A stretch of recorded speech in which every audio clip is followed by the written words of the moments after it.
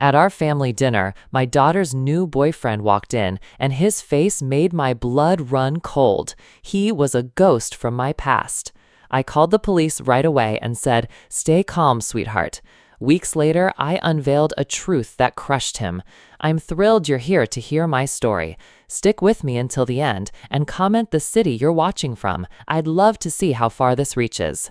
I'm Laura Mitchell, 62, living a quiet life with my husband Robert after years as a meticulous accountant. Our daughter Emily, 29, brought her new boyfriend Daniel Harper to our suburban Virginia home for dinner. I expected a joyful evening, meeting the man she raved about. Instead, his face triggered a memory, a crime from decades ago that haunted me. My hands shook as I dialed 911, whispering to keep Emily calm. That night changed everything, unraveling secrets I never imagined. What would you do if someone you loved brought danger to your door? Share below and check out 2 more shocking stories on my channel. They'll keep you hooked. My name is Laura Mitchell, and for 38 years, I thought I knew everything about my family, my husband Robert, our daughter Emily, and the life we'd built in our cozy Virginia home. At 62, I was content, a retired accountant savoring quiet evenings with Robert, a retired civil engineer, in our 2-story house with its wraparound porch and blooming azaleas. But that Tuesday night in early October shattered everything. The dining room glowed with soft light from the chandelier Robert installed for our 25th anniversary. The oak table was set with my mother's porcelain, polished to a shine, the wine glasses catching flickers of candlelight. It was supposed to be a perfect evening, our first dinner with Emily's new boyfriend, Daniel Harper. Emily, 29, worked at a local bank, her dark hair and bright smile a mirror of mine at that age. She'd been gushing about Daniel for weeks, charming, ambitious, a financial consultant who seemed to have it all together. I was thrilled for her, eager to meet the man who'd swept my cautious daughter off her feet. Robert, 68, with his salt and pepper hair and warm hazel eyes, was equally excited, though he'd been quieter lately, lost in thought. I chalked it up to retirement blues. The doorbell rang at 6 sharp. Emily burst in, her arm linked with a tall man in a crisped blazer. Daniel Harper had sharp features, dark eyes, and a smile that didn't quite reach them. The moment I saw his face, my stomach dropped. I knew him, not as Daniel, but as someone else, from a grainy newspaper photo 20 years ago, tied to a bank fraud case I'd followed as an accountant. My hands trembled as I gripped the doorframe, but I forced a smile. "Welcome, Daniel," I said, my voice steady despite the panic clawing at my chest. Emily beamed, oblivious. "Mom, Dad, this is Daniel Harper." Robert shook his hand, but I caught a flicker of unease in my husband's eyes, something I couldn't place. Dinner began smoothly. Emily chattered about her job, Daniel nodded along, his answers polished but vague. He was charming, yes, but his eyes kept scanning the room, like he was sizing it up. I pushed food around my plate, the roast I'd spent hours preparing tasting like ash. Something was wrong, and I could feel it like a storm brewing. "Laura, this is delicious," Daniel said, his voice smooth as silk, but that edge in his tone made my skin prickle. "You're too kind," I replied, steadying him.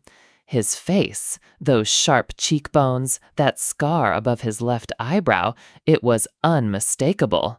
I'd seen it in articles about a man named David Holt, wanted for embezzling thousands from a small-town bank in Ohio. I'd been auditing a similar case at the time, and his face had stuck with me. Was Daniel really David? I couldn't be sure, but the coincidence was too stark. I excused myself to the kitchen, my heart racing, and dialed 911 from my cell phone, keeping my voice low. "I need to report someone at my home," I whispered. "I think he's a fugitive. His name's Daniel Harper, but he might be using an alias." The dispatcher promised to send an officer to check discreetly. I hung up, took a deep breath, and returned to the table, smiling at Emily. "Everything okay, Mom?" she asked. "Just fine, sweetheart," I said, my mind screaming. Dinner dragged on. Daniel kept the conversation light, praising Emily's work ethic, but his eyes darted to Robert too often, like they shared a secret. Robert barely spoke, his fork scraping his plate, avoiding my gaze. I'd known him for decades. His silence wasn't shyness, it was guilt.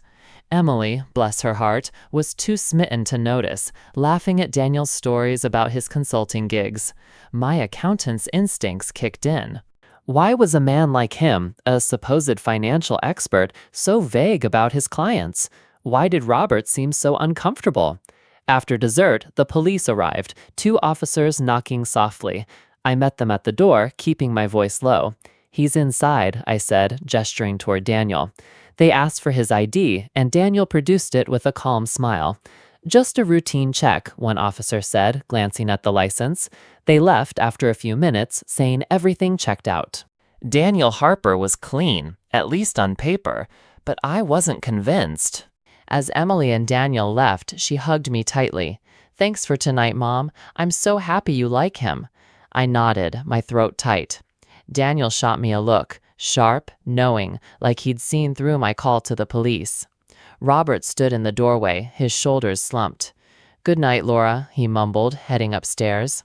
I stayed in the kitchen, loading the dishwasher with mechanical precision, replaying Daniel's face in my mind. That scar, those eyes, they weren't a coincidence. I couldn't sleep that night, lying beside Robert, his steady breathing a contrast to the chaos in my head. Had I made a mistake, or was my gut right? By morning, I was determined to find out. Robert left for his weekly golf game, and I sat at our breakfast table, coffee growing cold, piecing together the puzzle. Something about Daniel felt predatory, and Robert's behavior was a red flag. I started noticing things I'd overlooked. Robert had been withdrawing cash lately, hundreds at a time, unusual for a man who paid everything by card.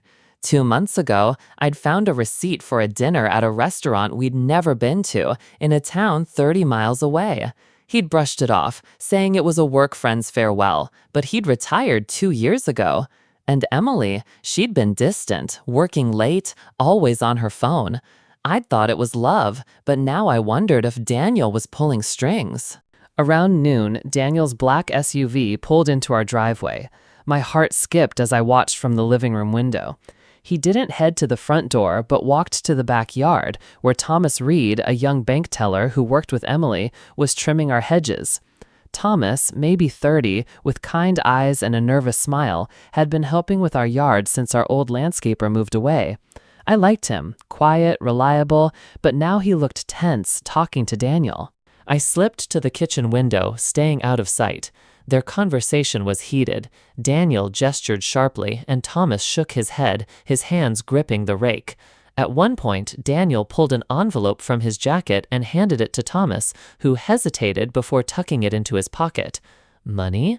My mind raced. Why was Daniel paying a bank teller? Robert handled Thomas's wages, so this wasn't about yard work. I needed answers, but confronting Robert directly felt risky. If he was hiding something, he'd clam up. Instead, I decided to dig deeper. That afternoon, while Robert was still out, I went to his home office, a small room filled with blueprints and old engineering manuals. My hands shook as I opened his desk drawers. Bills, receipts, nothing unusual, until I found a locked metal box under a stack of files. I'd never seen it before. Using a paperclip, I picked the lock, a trick I'd learned auditing shady clients years ago. Inside were bank statements, not from our joint account, but a separate one in Robert's name. Deposits of $5,000, $8,000, $10,000, appearing irregularly over 6 months. Withdrawals, always cash, in round numbers, $2,000, $4,000. Where was this money coming from? I snapped photos with my phone, my hands trembling so badly I needed multiple shots. Then I heard Robert's car in the driveway. I shoved the box back, closed the drawer, and hurried downstairs, pretending to fold laundry. "Good game?" I asked as he walked in, his face drawn. "Fine," he said, not meeting my eyes. He headed to the garage, claiming he needed to fix a shelf. I watched him go, noting the slump in his shoulders, so unlike the confident man I married. That evening, he barely touched his dinner, pushing peas around his plate. Everything okay? I asked. Just tired, he mumbled, but his eyes told a different story. Guilt, fear, something heavy. The phone rang as we cleared dishes. Robert answered, his voice low. Yes, I understand. Tomorrow night, I'll be there. He hung up, his hand lingering on the receiver. Who was that? I asked. Nobody important, he said, but his voice cracked. Just an errand I need to run. An errand at night? In 38 years, Robert had never been one for cryptic outings. I didn't press him, but my mind was spinning. The next evening, Wednesday, he left at 7, mumbling about picking up hardware supplies. Hardware stores closed at 6. I watched his car disappear down our quiet street, my heart pounding. 20 minutes later, I heard voices in the backyard. Peering through the curtains, I saw Daniel and Thomas near the garden shed, arguing. Daniel's face was hard, his gestures sharp, while Thomas looked cornered, shaking his head. I couldn't hear their words, but the tension was palpable. Daniel handed Thomas another envelope, and Thomas shoved it away, his voice rising briefly before he stormed off to his truck. Daniel stood alone, his face lit by the porch light, looking every bit the predator I suspected. When Robert returned an hour later, he went straight to his office, closing the door. I heard him on the phone, his voice urgent but muffled. I lay awake that night, staring at the ceiling, trying to connect the dots. The secret bank account, the cash to Thomas, Daniel's presence, it wasn't just about a past crime. Something bigger was happening, and I needed to know what. The next morning, Thursday, I decided to search Emily's old room, where she sometimes stayed when visiting. If Daniel was manipulating her, maybe she'd left clues. The room was tidy, with her old posters still on the walls, but I noticed small changes. A new perfume on the dresser, a stack of financial magazines. In the closet, under a pile of scarves, I found a folder. My heart stopped as I opened it. Bank statements in Emily's name, showing withdrawals of $10,000, $15,000, $20,000, money she didn't have. Credit applications for cards I knew she'd never mentioned. A handwritten list in Daniel's sharp script. First National, $40,000. Credit line, $25,000. Personal loan, T. Reed, $15,000. My hands shook as I photographed everything. This wasn't love. Daniel was using Emily, dragging her into something illegal. A noise downstairs snapped me out of it. The front door. Emily's voice called, "Mom, you home?" I shoved the folder back, hurried downstairs, and found her in the kitchen, her face bright but strained. "Just popped by to grab some recipe books," she said, but her eyes darted nervously. "Coffee?" I offered, keeping my voice light. As we sat, I studied her. She looked tired, her usual spark dimmed. "How's Daniel?" I asked.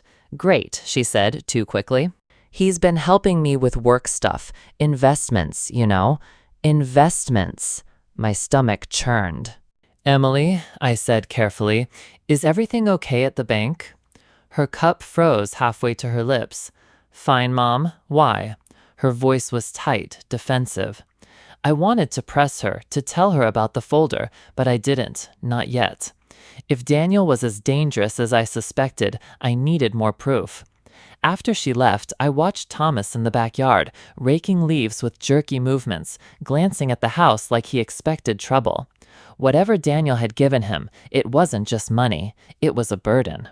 That evening, Robert was distant again, barely speaking over dinner. I couldn't take it anymore. "Robert," I said, "what's going on? You've been different for weeks." He looked at me, his eyes heavy with something unspoken. "It's nothing, Laura, just stress." But I knew better. Daniel Harper wasn't just a boyfriend. He was a threat, and I was going to stop him. The folder I found in Emily's old room burned a hole in my mind.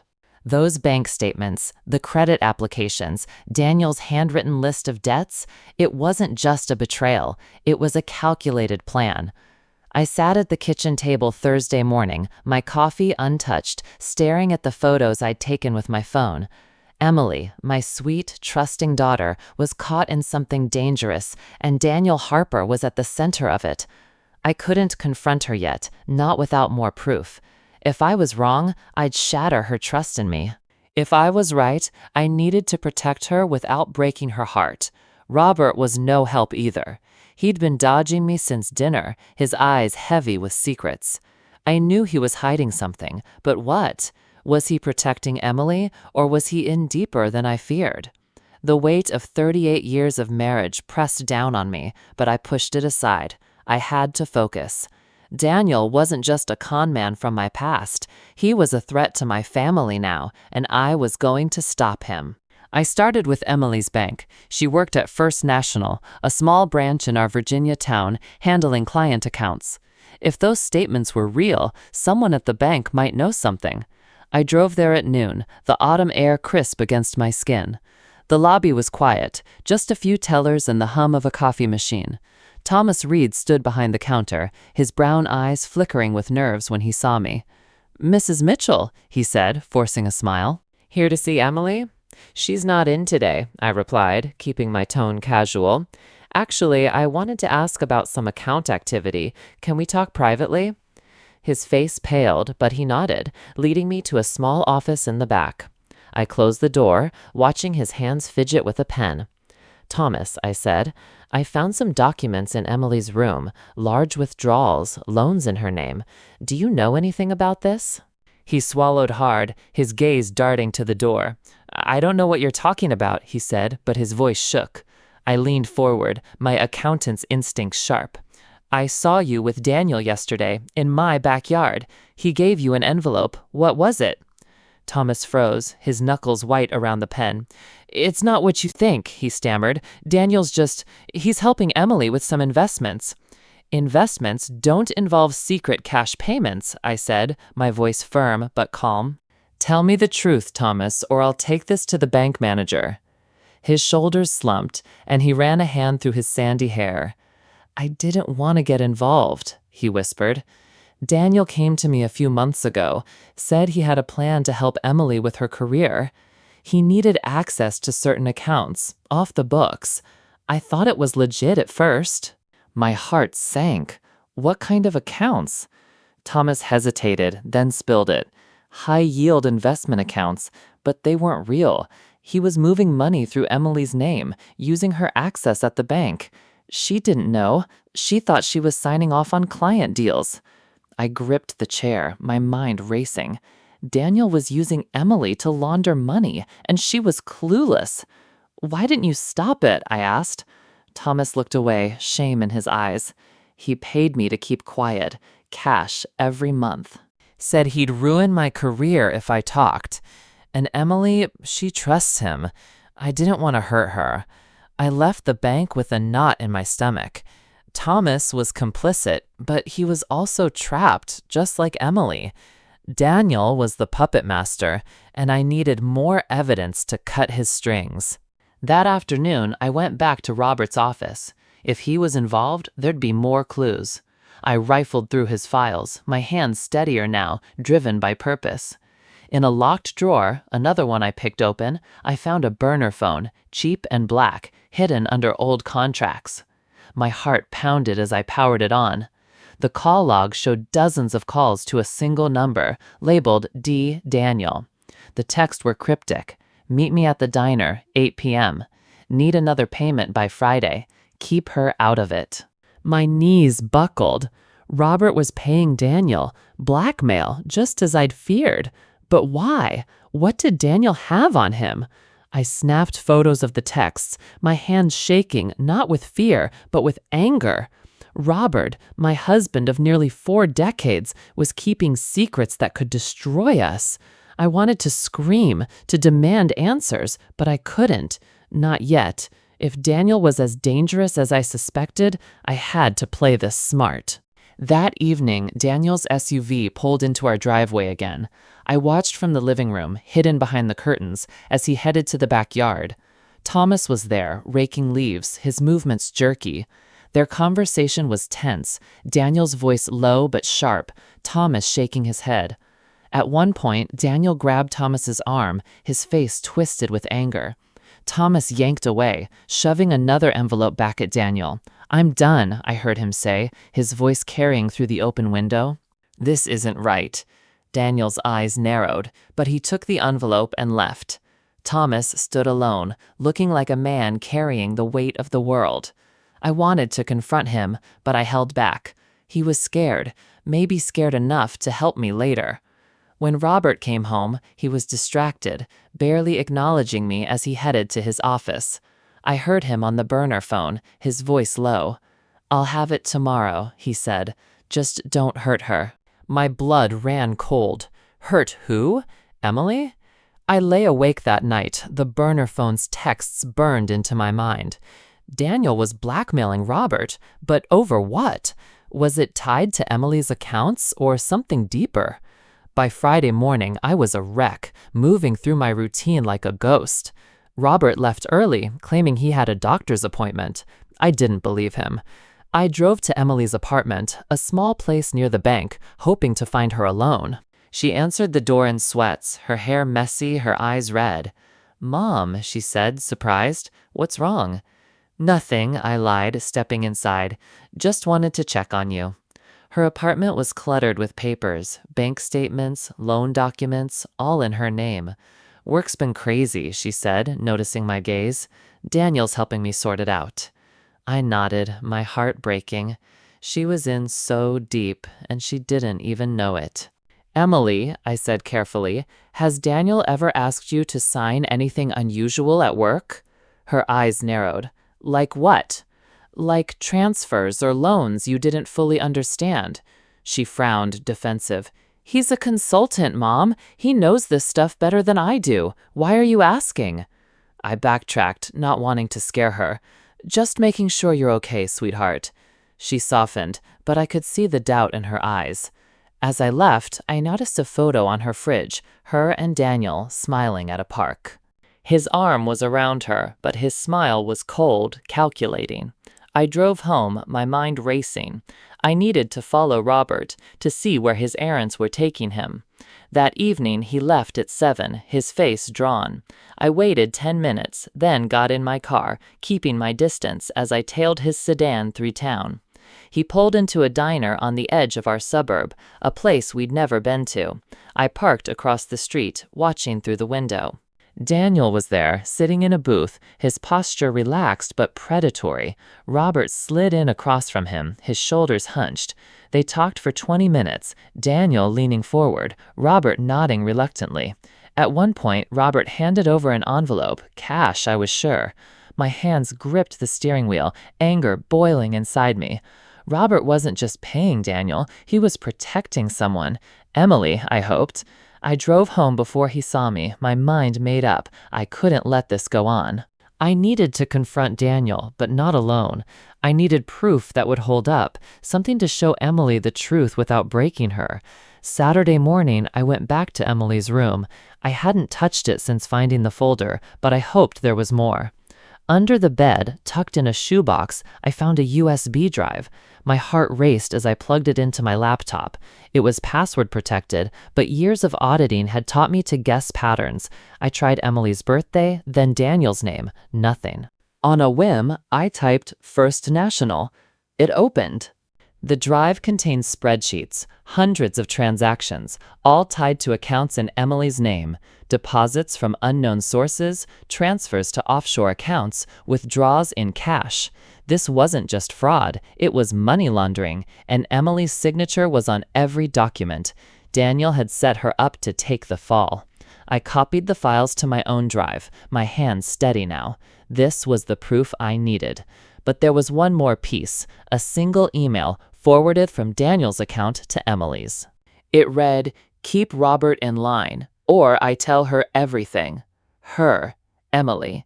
Daniel was using Robert to cover his tracks, threatening to expose Emily's involvement if he didn't pay. I sat back, the pieces clicking together. Robert wasn't protecting himself, he was protecting our daughter. But why hadn't he told me? Why carry this alone? I wanted to cry, to scream, but I didn't. I had work to do. That afternoon, Daniel showed up again, this time at our front door. I opened it, forcing a smile. "Daniel, what a surprise." He stepped inside, his eyes scanning the room. "Just wanted to check in," he said. "Emily said you stopped by." His tone was casual, but his gaze was sharp, like he was testing me. "She's fine," I said, keeping my voice even, "just a mother's worry." He smiled, but it didn't reach his eyes. "You're a good mom, Laura. Emily's lucky." He paused, then added, "Robert's been stressed lately. Anything going on?" My skin crawled. He was fishing, trying to see what I knew. "He's fine," I said. "Just retirement adjustments." Daniel nodded, but I could see the calculation in his eyes. He knew I was suspicious, and he was sizing me up. After he left, I called Thomas. "Meet me tomorrow," I said. "We need to talk about Daniel." Sunday morning, I met Thomas at a coffee shop across town. He looked like he hadn't slept, his eyes bloodshot. "I can't keep doing this," he said before I could speak. "Daniel's got me transferring money, forging signatures. I didn't know it was illegal at first, but now—" He stopped, his hands shaking. "What does he have on you?" I asked. Thomas looked down. "My brother, he's in debt, bad debt. Daniel paid it off, but now I owe him. He says he'll frame me if I don't help." I leaned forward.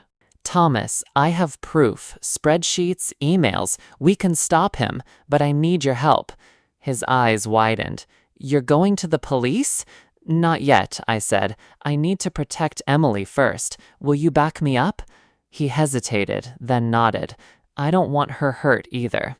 I left the coffee shop with a plan forming. Daniel thought he held all the cards, but he'd underestimated me. That evening, Robert was quieter than ever, staring at his dinner like it was a puzzle he couldn't solve.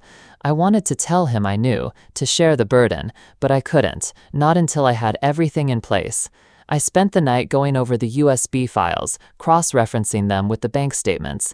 The scope of Daniel's scheme was staggering. Hundreds of thousands moved through Emily's accounts, all disguised as legitimate transactions. He'd used her access, her trust, to build a house of cards, and Robert was paying to keep it standing. But I was going to bring it down.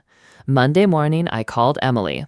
"Sweetheart," I said, "can you and Daniel come for dinner Sunday? I want to celebrate you two properly." She sounded thrilled. "Mom, that's so sweet. Daniel will love it." I hung up, my heart heavy but resolute. This dinner would be Daniel's undoing. The USB drive sat heavy in my pocket, its contents a ticking bomb. Spreadsheets, emails, proof of Daniel Harper's money laundering scheme, using my daughter Emily's name to move hundreds of thousands through First National Bank. I'd spent all week preparing, my accountant's precision guiding every step. Robert, my husband of 38 years, was being blackmailed to keep Emily's involvement secret, and I was done letting Daniel control us. Sunday dinner would be his undoing. I planned it like a chess game, every move calculated to expose him without breaking Emily's heart. Saturday, I cooked all day, pot roast, garlic mashed potatoes, apple cobbler, Emily's childhood favorites, a reminder of the family we were before Daniel. The house smelled of comfort, but my heart was steel. Robert watched me chop carrots, his hazel eyes heavy with worry. "Laura," he said, "you sure about this dinner?" I nodded, not meeting his gaze. "It's for Emily," I said. He didn't push, but I saw the guilt in his slumped shoulders. He thought I didn't know about the blackmail, the cash payments, the burner phone. I let him think that, for now. Sunday afternoon, I set the dining room with my best china, the set we'd used for our 20th anniversary. The irony wasn't lost on me, symbols of love and trust used to unravel a web of lies. Emily and Daniel arrived at 6, her arm looped through his, her smile bright but brittle. Daniel wore a tailored suit, his dark eyes scanning the room like a hawk. "Laura, this looks amazing," he said, his voice smooth but edged with something I couldn't place. Caution, maybe? Emily hugged me, her perfume sharp in the warm air. "Thanks, Mom. This means so much." I smiled, my chest tight. She had no idea what was coming. Robert sat at the head of the table, his hands fidgeting with his napkin, avoiding my eyes. Dinner began with small talk, Emily gushing about a promotion at the bank, Daniel nodding along, his answers polished but vague. I watched him closely, noting how his hand rested on Emily's, possessive, not loving. "Laura, you've outdone yourself," Daniel said, cutting his roast with deliberate care. "Such a devoted mother." The word devoted carried a jab, like he was testing me. I smiled tightly. "Family's everything," I said, my eyes locked on his. His scar, the one above his left eyebrow, seemed to pulse under the chandelier light, a reminder of the man I'd seen in those old newspaper clippings. David Holt, the embezzler, now Daniel Harper, sitting in my home, manipulating my daughter. I sipped my wine, steadying myself. Emily chattered about baby names. She wanted kids soon, she said, blushing. Daniel's smile tightened, and I caught Robert's hand clench under the table. The tension was thick, but Emily was oblivious, lost in her dream of a future with a man who was destroying her. "Speaking of family," I said, my voice casual, "I've been thinking about trust lately, how it's the foundation of everything." Daniel's fork paused halfway to his mouth. "Trust is tricky," he said, his tone light but his eyes sharp. "People see what they want to see." Emily frowned, sensing the shift. "Mom, what's this about?" I smiled at her, my heart aching. "Just something I've learned over the years, sweetheart, like how banks track money, every transaction, every signature. It's amazing what you can uncover with the right tools." Daniel's face went still, his jaw tight. Robert set down his glass, his knuckles white. I stood, walking to the sideboard where I'd placed a manila envelope before dinner. My hands were steady as I returned, though my pulse hammered in my ears. "Daniel," I said, my voice gentle but firm, "I believe you left something at Emily's apartment." I placed the envelope on the table, the USB drive inside clinking softly against the wood. Emily's brows furrowed. "What's that?" she asked. Daniel's eyes narrowed, but he didn't move. "Just some papers," I said, sliding the envelope toward her. "Bank records, emails, transactions in your name." Emily reached for it, but Daniel grabbed her wrist, his grip tight. "Don't," he said, his voice low. "She's just stirring trouble." I met his gaze, unflinching. "Let her see, Daniel. She deserves the truth." Emily pulled her hand free, her face pale, and opened the envelope. She pulled out printed spreadsheets, her eyes scanning the numbers. 10,000, 20,000, 50,000, all tied to accounts she'd signed off on. "Mom, what is this?" Her voice trembled.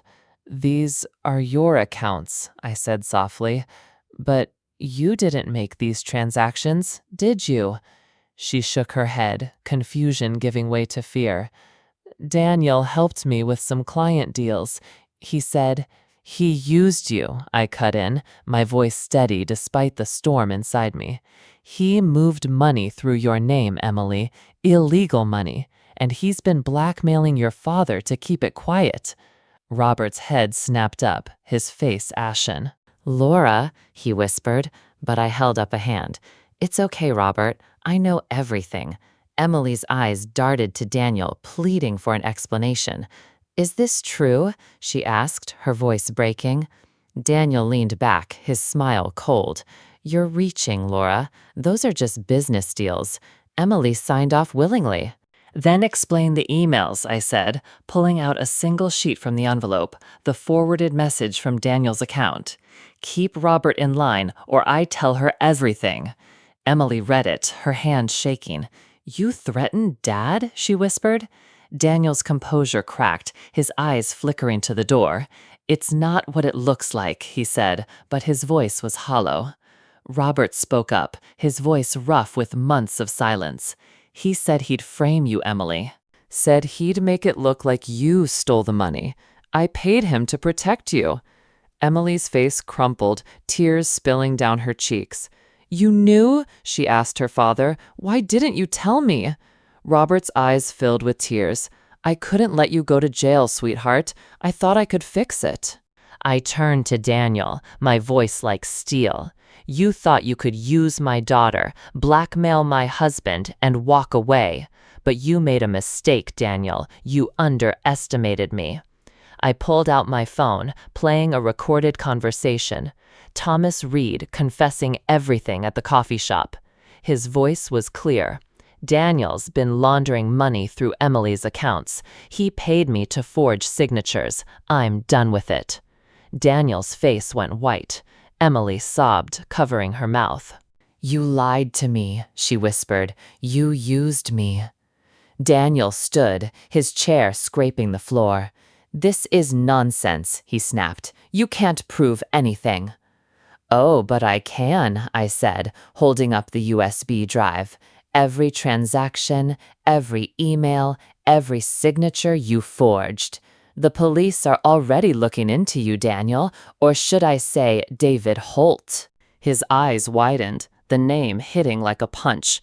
You don't know what you're talking about, he said, but his voice shook.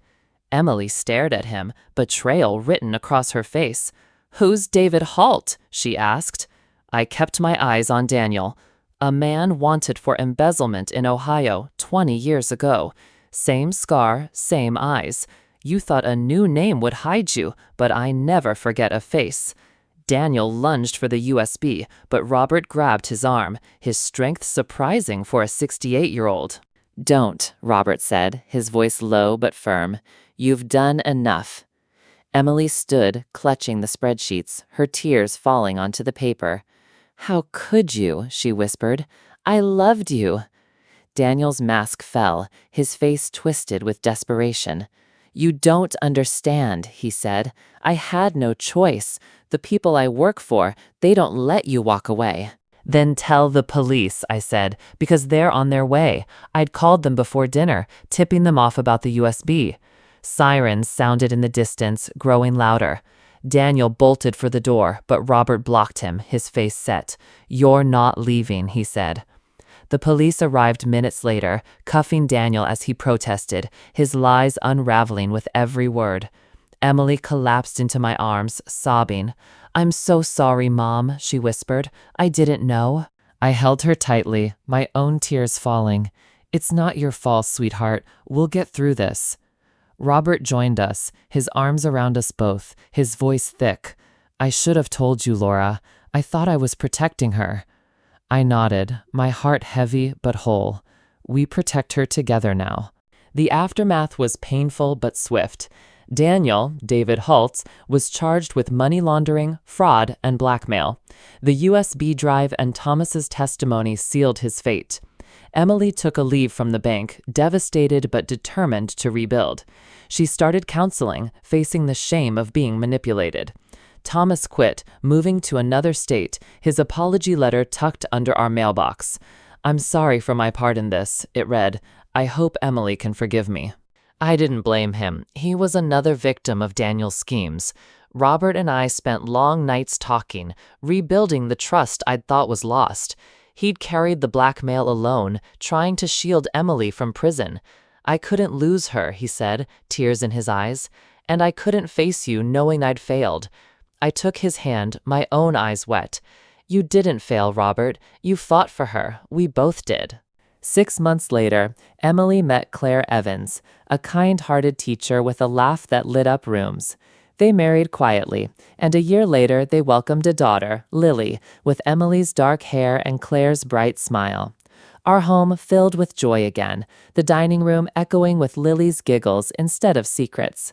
I framed a photo of her, placing it on the mantel beside one of Robert and me, a reminder of what we'd fought for. Daniel's trial came and went, his sentence long enough to keep him away. The bank cleared Emily's name, and she started a new job, stronger than before. Sometimes I'd catch her staring at that old photo of her and Daniel, her eyes distant but not broken. I was so blind, she'd say. I'd hug her, whispering, You were in love, sweetheart. That's not a crime. Looking back, I learned that family isn't just about love. It's about fighting for the truth, even when it hurts.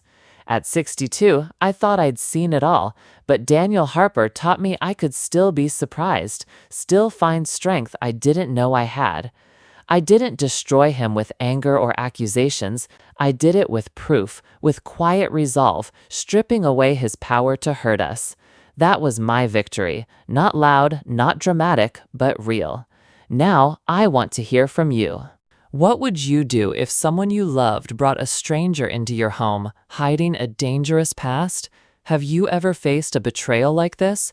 Comment below with your thoughts and the city you're watching from. Your stories keep me going, and I can't wait to see how far mine has reached. Thank you for staying with me until the end.